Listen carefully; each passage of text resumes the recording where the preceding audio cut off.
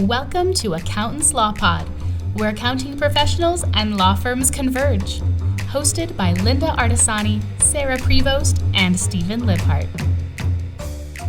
Well, welcome back, everyone. It's been a minute since we've all been together, traveling, doing different things. Oh my gosh, we've been all over the map, haven't we? Yes, we have.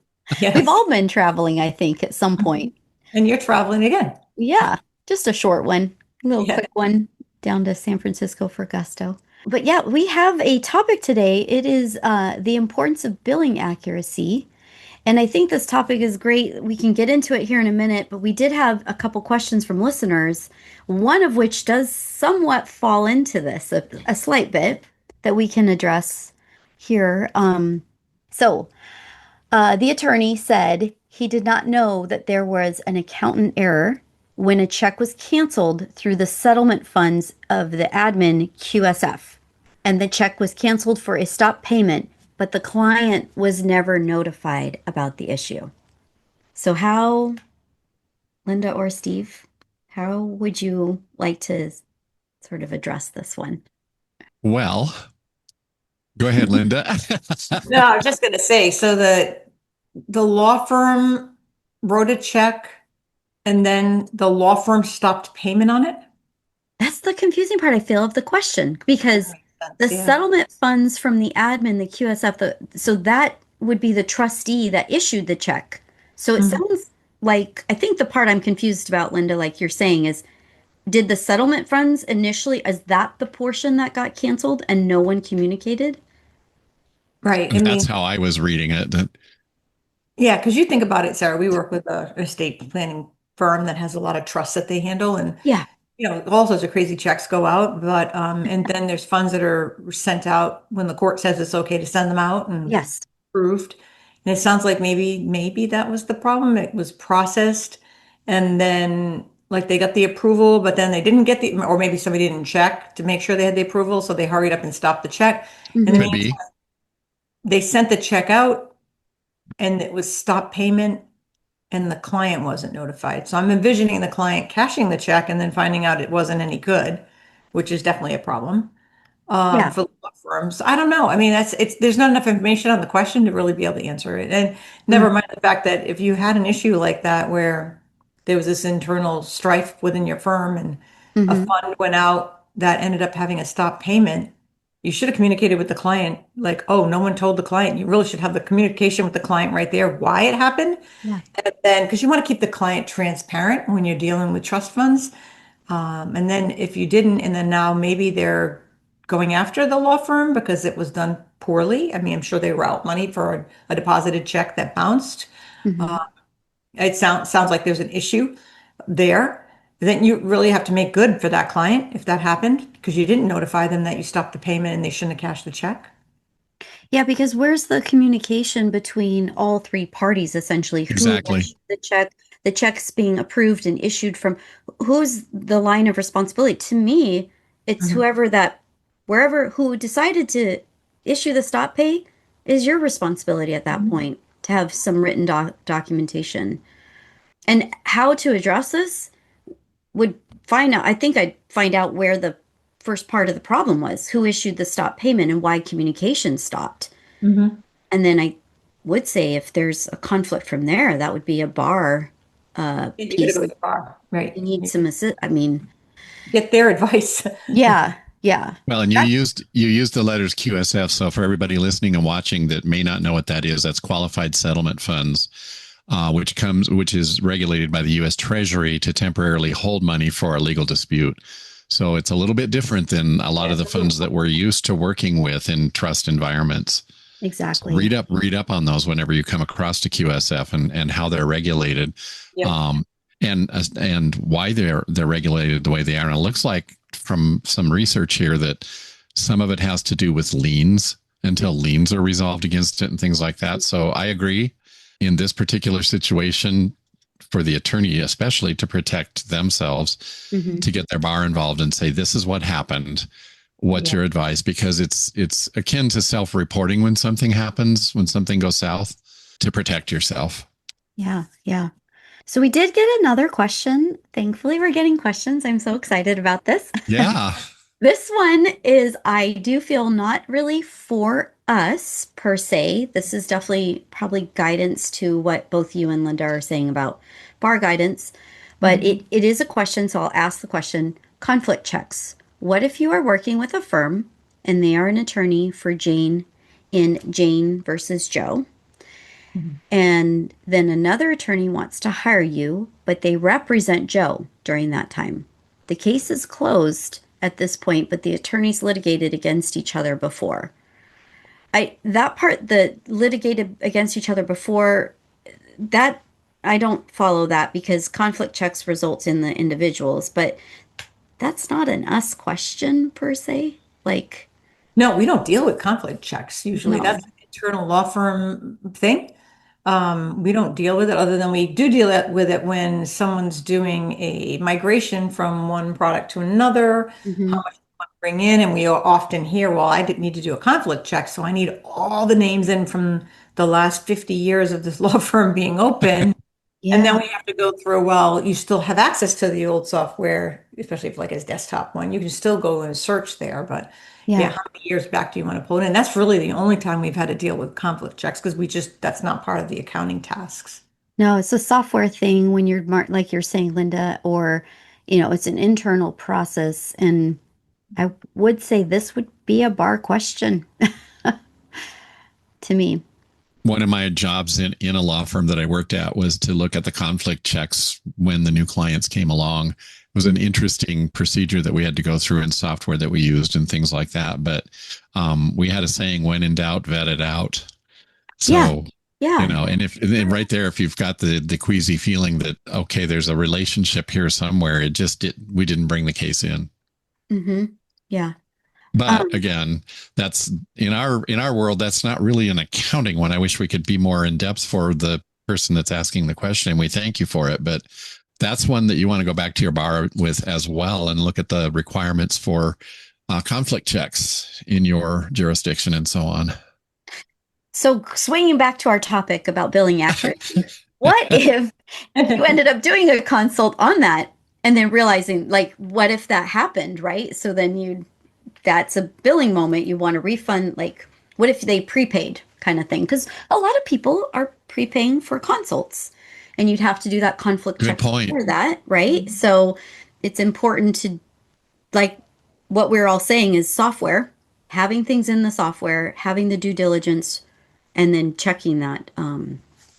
Okay, so importance of billing accuracy, which I think is an interesting topic because we have found of late, Lynda and I have found we've been in a few files where they're migrating data and they did it one way in one software and it's a little different in a different software. So you're learning that migration piece. That's one impact and why it's important to have some accuracy to it. And then I think what we said in the beginning, client communication on how you work is another big piece. But there are others. So what do you all have thoughts on? What do you want to contribute to this topic? This is one of my passionate subjects for law firms is Okay. billing because the minutia of the day every day is they're Smokey the Bear stomping out the fires all day long. You finish one task, you're into the next one. You finish that task, you're into the next one. The next client wants you to call them back. It's a busy, busy time being an attorney and trying to think of everything. My number one recommendation is don't start that next task until you document what you just did, whether it's a billable item or not. That's part of the accuracy arena that we're talking about. And you can miss so much money. You can set yourself up for exposure, bad decisions, things like that. When it's suddenly you realize it's 6:00 at night, you want to go home, your brain is fried and you can't remember specifically what you talked about to client Joe at 10:00 this morning. That happens a lot. And especially with newbies, they're so anxious to help every client that they can and make that money that they need to make that they miss things. That's my pet peeve with billing is that's the basis starting right there. to me, it's for me, from my outside perspective, it's understanding the billing requirements depending on Yes. what type of billing. If it's flat rate, hourly, how you're going to track it, what are the details? How does an accounting person support you? Oftentimes, we see a lot of paralegals kind of doing this pseudo work. That's not the best place for them to be. It gets beyond them. It's critical, like, are you doing hard costs, soft costs? Are you billing in a leads billing platform or not? That changes on the quick too. We've had That's a whole nother world right there. That's exactly, right? Yeah. How easy is it for you to work within your software? What's your billing cycle preference? Are you doing every other week for cash flow reasons or just for your own reason because that's what makes sense and it's easier for the clients? There are so many billable hours, like to your point, Steve, that goes into this admin work. Do you have the right tools to support you? Like you're saying, like the right note taker tools to support you with what kind of notes you need or what's the information you're going to follow through with. And then the other side of this whole thing is you do all this billing and then what? Are you collecting on it? Yeah, that's the big piece we see with huge open accounts receivable. But also, like you said, this is where your software tools, you know, we meet lawyers all the time. I don't want to spend all that money on software. Why do I really need it? And I mean, you do need it because you're going to, any missed time that you didn't bill, especially if you're billing with time, or even if you're not billing with time, but you need to track it. That's important. And I think we see that a lot of times where the attorneys don't want to invest in the software and it pays for itself very, very quickly with that kind of stuff. So, So true, because human error, right? Like, yeah, you just miss it. And we even have an attorney that has a software that works within Clio that monitors the email and picks up all the time that's spent on drafting emails back to the I client. love that. Yeah, I forgot the name of it, but he heard about it from somebody in court, and we looked into it, and sure enough, they do have it. So, yeah, it's available. It's something you might want to look into for sure. That's a good point with AI these days. There's so much of that going on. I mean, look at, for those of you that use Google, look what came out in Google in the last few months, where it summarizes at the top of the email. Sarah said this, Linda responded with that, Steve did this, and you get this summation of everything before you even go back into the email to see what's going on. I love that. And to your point, Linda, oh my gosh, that is a revenue generator right there. Yeah, yeah. Well, speaking of the AI, I'm sure that Duo inside Clio, just on that topic, will summarize the last task that you touched on. I know our practice management tool does some format of, you know, hey, you were in this file. What did, you know, do you want to make sure you track time against it? Whether you bill it or not, it's just being able to have access to the unbilled times. We get a lot of firms that are like, well, I'm doing flat rate. Okay, that's great. Great. But we still track time. Okay, but do you understand how to work through those processes? Because that's, you know, like our preferred methods, like with Lean Law and with Clio, both of those platforms have ways that you can handle it and see it, but not, you know, bill for it. If you are an attorney working with flat rates and you're not tracking your time, you still have scope creep, just like every other attorney does. And you are losing money by not informing your client, hey, this is outside of our contract. I can either do this for you or I can't. Let's say that you're doing a divorce case on a flat rate for a client, and all of a sudden they say, hey, I really like the work you're doing, but my grandma just fell down and we need to talk about that. If you don't document all that time and show it as a non-billable item, creating value added to that client, you're shortchanging yourself. And you're not being fair to your client. Okay, so one piece I want to bring up that goes back to the original conversation, which is communication and eroding confidence and, you know, and trust with clients. When trust funds come in, how they get dispersed. Because oftentimes we hear this firsthand. The money's in. Okay, how quickly can you release it? Yeah.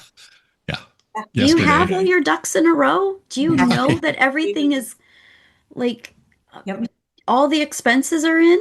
What if, you know, accounting is behind? I'm not saying that that's what we're doing, but, or what if the paralegal hasn't been able to get to the workload that you gave her? Well, and Sarah, to your point, here's what happens too. When a case is getting ready to settle, and it's time for the trust disbursements, there's a lot of activity that accelerates in the firm. Yeah. And that's right there. When that money comes in, if it's, oh, I've got to get it to them tomorrow. No. Slow down. We've got to dot the I's and cross the T's here before we disperse those funds. And that's all part of billing. Yeah. The other part too is from our experience, Lynda and I can honestly say this, you have multiple trust accounts with multiple jurisdictions, different states and so forth. And you're still printing checks, totally understandable because of the way you work, but you've got different payees, you're coding things to the wrong trust accounts, you're not even recording, you hand wrote a check. Right. We've seen that. And we get the copy and we're like, oh, it comes through the bank feed. And we're like, what check is this? And you go look it up and you go, I can't read this writing. Who they write the check to. Yeah. That's the other problem too, is writing. So like big picture is, first off, do you have all the right things in the right place with the work scope and the timelines? And what is your jurisdictional timelines? Like, I know for us, we have like a 3, 7, 10-day rule. There's like a whole series of things. We like to take the extra precaution because we have seen money come back out, money get canceled. To our listeners' question, a stop payment occurred unbeknownst to you. And what if that causes you to overdraw that trust account because that trust account was meant for only that style of funds? Sometimes the type of accounting you have to do for trust is specific to the type of work it is. So if it's a QS, maybe that is a dedicated trust account specifically for that. There are so many things that could go into it. And it goes back to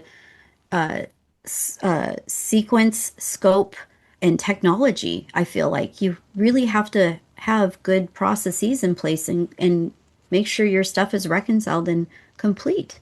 So you're safeguarding your firm. Honestly, I as far as any of that goes for trust, to me, it's hard when a firm comes back and says, oh, we forgot to bill the client for X. We forgot there was a lien on this. That's it. You've dispersed. It's done. That's the problem. Then they can't go back. I mean, then that's a loss to the firm. That's a loss to the firm. Yeah. So avoid that. Just kind of like anything else, even like advanced client costs, you should be reconciling that because again, the same thing. Yeah. Reconcile it against that bill. Yeah. Ignore it. It's an in and an out. And if there's no in or no out, there's an issue and you need to fix it. So it's something that gets missed a lot. We see in files, we actually had a file the other day though. Sarah and I'm like, hey, this is actually pretty clean. We still never thought we'd see one. It was kind of like an anomaly. It's like, oh, this is actually not bad. Yeah. It had a few things that were needed to be minor, in grand scheme of what we've seen. And there was one though that we saw this week that we were very confused about. We all saw last week it was where there was the advanced client costs, to your point, Lynda, and the way the firm was choosing to handle client expenses and get themselves paid back and so forth and so on. It was very I know what you mean. I would say it just wasn't as clean. And bottom line was, well, ultimately, when you're having these advanced client costs and you determine what is a hard cost specific to your firm, and that involves your engagement letters too, so clients are aware. Anything above a certain dollar amount is considered a cost that we will get recouped for, that we're advancing on your behalf versus a little postage stamp, or some people charge. Still, I see this a lot, especially with court. I see parking charges go out. Those are not soft costs. I see those in there as hard costs to clients. I ask that question a lot to clients. Is this a firm expense or a client expense? Are you passing it through to the client? Are you eating it? Yeah. Parking is one of those nemesis accounts. Yeah. But I see. Don't get me started on that topic. Well, I mean, you also have those subscription things, right? So you pay for LexisNexis or Westlaw or something like that. And then you do further research. And if you incur more fees for things like, how do you want to consider that? I see different style of charges for stuff like that. So it all falls into this whole big picture of being accurate in your billing and accurate. It sounds weird, but Lynda and I will sometimes ask, what's in your engagement to a client? Not because we want to get in your business, but we want to know, What'd you tell your client? What's your agreement? yeah, are you even tracking it the way that you've presented it to them? Um, the consults are another thing that we often see. A lot of people don't want to track it by individual. They just want to track like, oh, I did so many per day. No problem. Sometimes we just go in and put all the details of what that one bill looks like, just all the different names, just so we have the names. And if they do get hired, then there's a whole process from there. So billing, I will say this in fairness to all those wonderful paralegals, very unfair to put them in those hot seats where you're so good at this, Mhm. to do the accounting for the firm, and they have to straddle those two jobs. That's hard. It's hard, right? And billing, you can have the smallest mistake. You could, I mean, there's a lot of things that could go wrong with billing at any point. You could have on lead style, you could pull the bill together, send it out, find out that things got disallowed. You have to do a whole process. That takes a lot of time. It takes That's a lot of Saturday afternoon work when a leads bill gets kicked back. Yeah, exactly. So, so I think in fairness to the staff and the team, just looking at the holistic picture and making sure that it's done right. And then who, like Lynda, you have a process that you do with certain firms where they create the drafts, that means that you can bill. Otherwise, you create the drafts and then you're waiting for their approval to bill, right? Yeah, we have it, and we have even in our firm, and it's you send it out, you send out the message, okay, it's all in draft for you, and then you don't hear from them, and it's like time's ticking away, and it was a big deal when they hired us. It had to be done on the 5th, and then here's the 15th, and then they get busy, and they're like, oh yeah, I'll get to that over the weekend, and then they do approve it, but well, lien law, you don't have a way of knowing that unless you ask that it's done. You don't want to make assumptions, and you just kind of have to put a reminder to ask about it. But sometimes they don't get back to you for a long time, and that was a problem with one of our clients. We had to keep going back and changing the invoice dates because we created the drafts on a specific date. Now you go send them out, and then they're already due before they get sent, which Yeah, isn't cool. that's not good. So yeah, That looks bad. yeah, And then what about your cash flow for your business? exactly. Well, and there's studies that have been done for millennia on as a bill ages because it's not sent out or whatever, or it was sent out and not collected, how much less money you're going to collect on that bill. In fact, I think way back in the day, Lynda, I remember you doing a video on that. I recall. I was told that by, I think it might have been Matt from Colbox, and he's like, once they get to this specific, I think you're right. Yeah, yeah. It's really hard to get paid for it. Yeah. And there's charts that show that it just goes up and up and up as far as your losses, Yep. percentage of dollars you're going to lose. Mhm. Yep. Yeah. And then we always talk about this, and we've had this as part of the billing. If it's not a settlement fund and those types of things that have to go through a certain way, if it's regular hourly billing, how are you accepting those payments? The friction of accepting payments, if you're not doing credit cards, it's going to age longer, cost you more follow-up, more admin time. And I mean, we're in a day and age where people just want to use their phone. They want to use their wallet on their phone to use it. They rarely carry actual physical cards, a lot of times. And so I really feel like we hear this a lot. It's going to cost me more. You know what? It really doesn't in the end. It gets you That's right. faster. It does not. It does not. And not to pick on the government, but with all the cuts in the government, it's taking forever for checks to get to people. And I've seen an increase in checks being lost. Yeah. They just disappear in the ether. People stealing them or whatever. That's the other problem. Yeah, the fraud, the constant, yeah. We do see on this topic, I know when you're doing your billing, we oftentimes see on the actual invoices, you have your checking account information Oh, or don't do that. Zelle or something like that. Another way of accepting funds.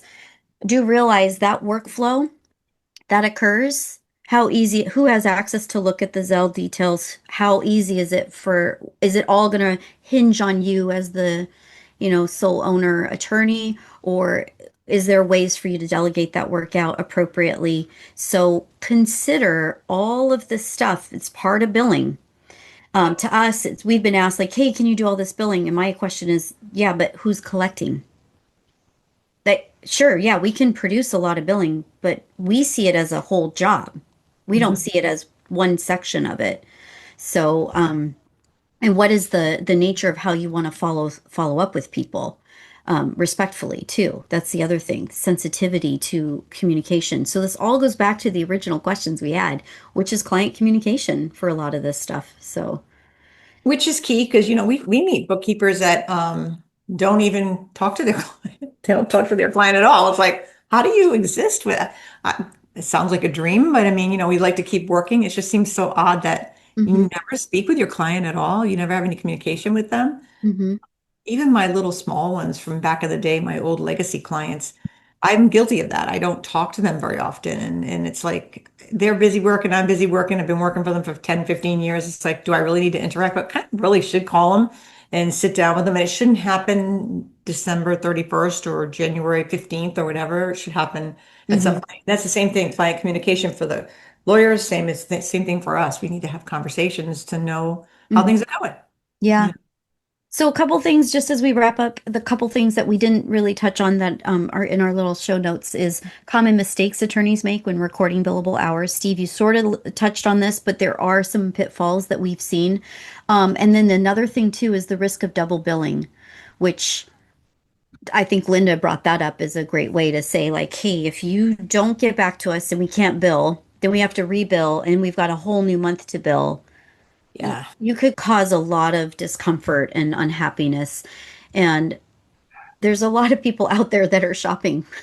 So this was good. This was a good topic. And thank you to our listeners who posted questions to us. This was exciting for us. So we're always open to questions.